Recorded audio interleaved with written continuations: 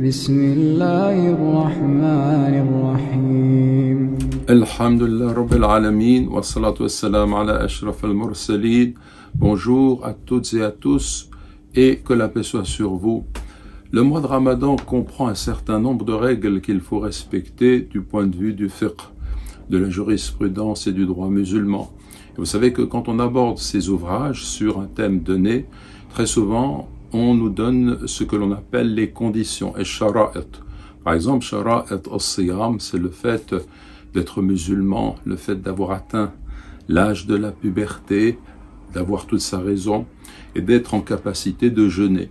Puis ensuite, on fait suivre cela de ce qu'on appelle el-fara'id, c'est-à-dire les éléments constitutifs obligatoires du jeûne.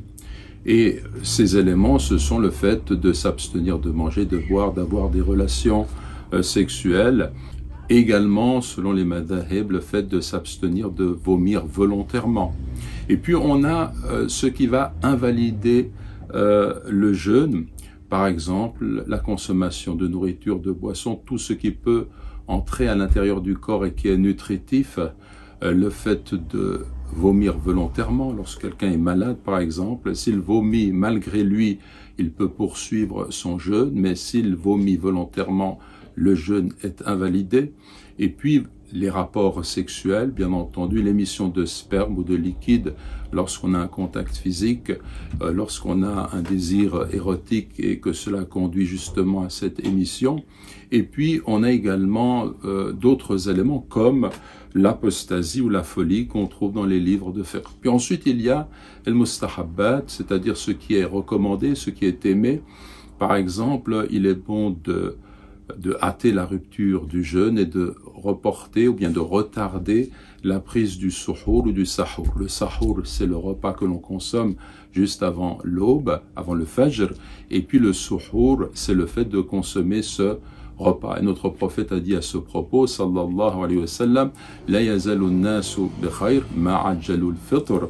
Et dans une autre version, il est dit ma ajjalu al-iftar wa akharu al-sahour ou bien al-suhour. Donc les gens ne cesseront d'être dans le bien tant qu'ils hâteront la prise du repas de la rupture du jeûne et qu'ils retarderont le fait de prendre le repas juste avant l'aube qui est le sahour. Et donc vous voyez que si vous réfléchissez sur la disposition de cette présentation chez les fuqaha, vous avez d'abord ce qui est la condition pour pouvoir réaliser le jeûne. Ensuite, vous avez ce qui relève de l'obligation, de l'élément constitutif obligatoire, puis ce qui va invalider le jeûne, et puis ce qui est fortement recommandé ou recommandé.